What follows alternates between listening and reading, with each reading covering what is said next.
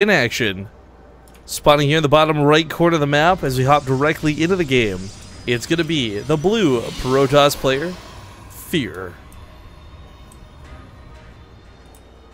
The top left has the teal Zerg. It's Tomikus. Now, apparently, according to chat, because we missed it last game, there was 2 cyber cores. So I guess that one on the front line is not such a big misclick, but regardless of that fact, and okay, we missed it, my bad, guys. It still doesn't change the fact that the force field usage was really minimally used to take advantage of the situation. It was a bad fight in a potentially good area. Just so many things went wrong though for Fear. So like regardless of like one mistake or the other, there was like 7 other things going on. So was it rebuilding or was it already made in the main base? I don't have a clue because we missed it. Well, yeah, it's what I was hoping chat was clearing up. Because then there was a time where you could use more sentries. Maybe just was running out of gas, and that was the problem. They kept on warping in zealots. So, oh well. There was another very quick drone scout, which I guess is going to go. Well, maybe it would have gone into a proxy hatch if the probe scout wasn't also really quick, but this also could have been scouting to see if it was going to be 3 hatch for a pool possible, which it is. It was a gateway expand. So, but Tomikus doesn't do that in it either, so I don't know why he scouted so fast.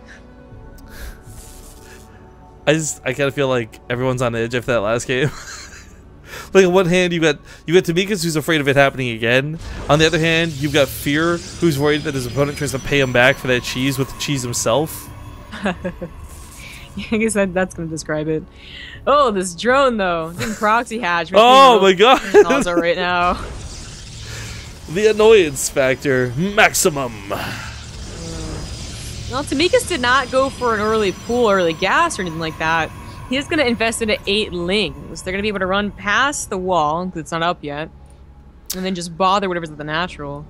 Oh, damn. By the way, since we last shouted out the giveaway for the mouse and keyboard, they're up to 99 retweets now, which means approximately 98 people have entered the contest. Because, again, I am one of those retweets, and I am not entered into the contest.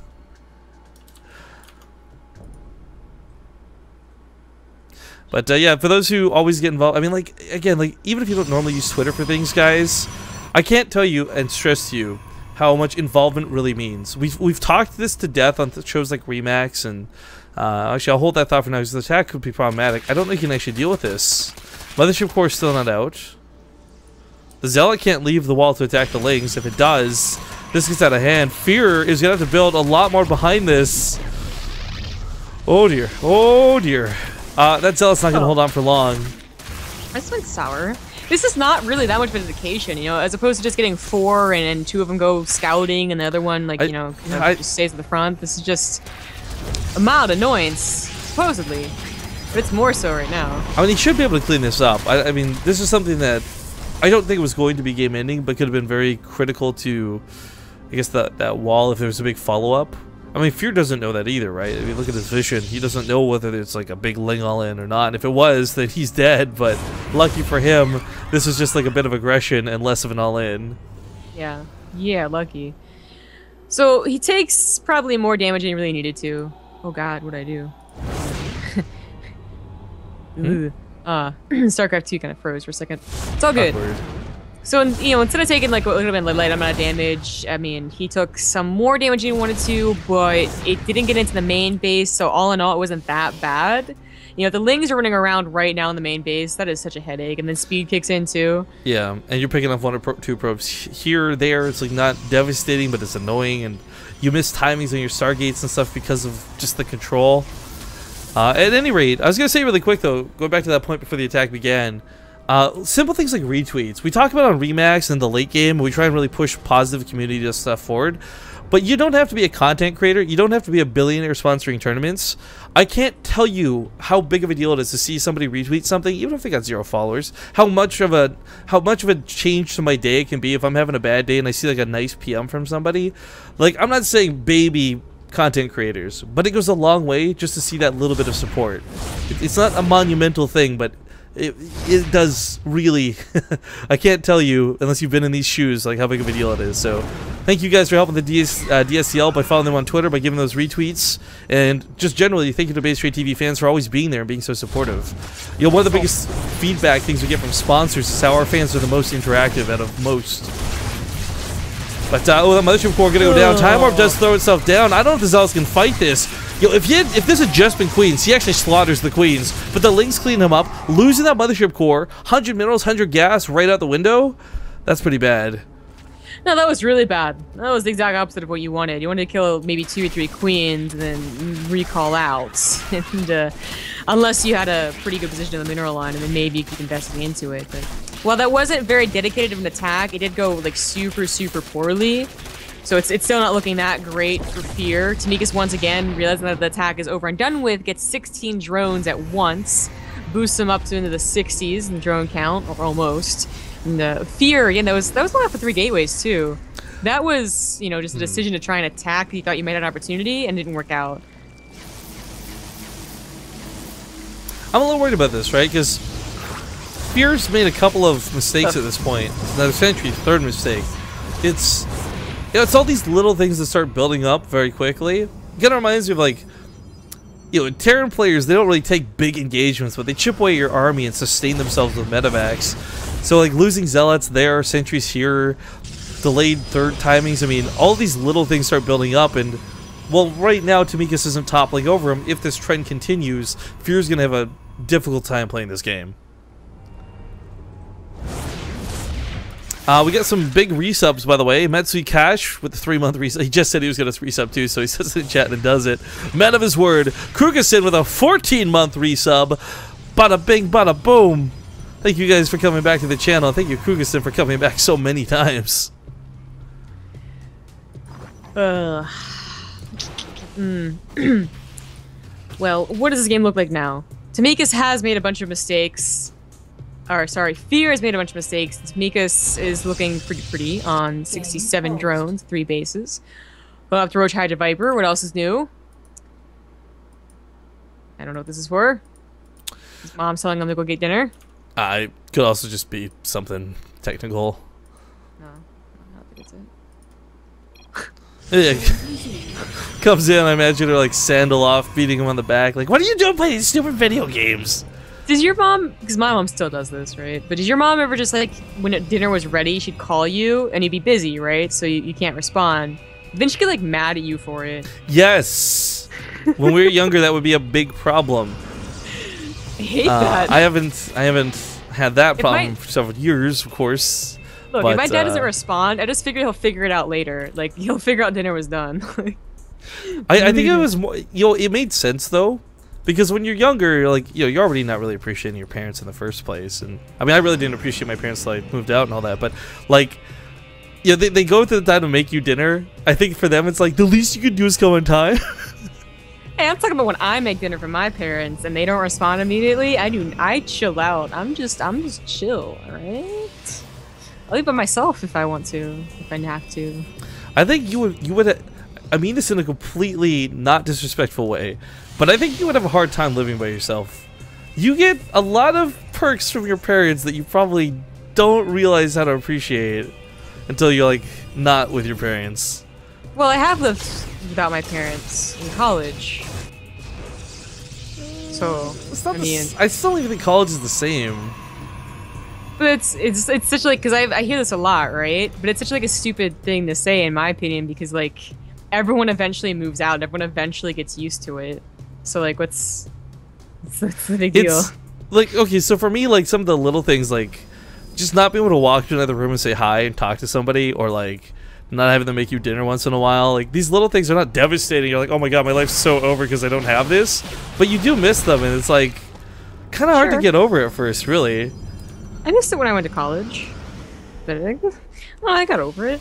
Yeah, but I mean, the only thing I'm scared of living alone is actually just being like alone, like with like robbers and stuff. So really? Because like, I don't know, man. You don't pay for your own internet. You don't have to worry like rent and stuff right now. You kind of got it, like the dream.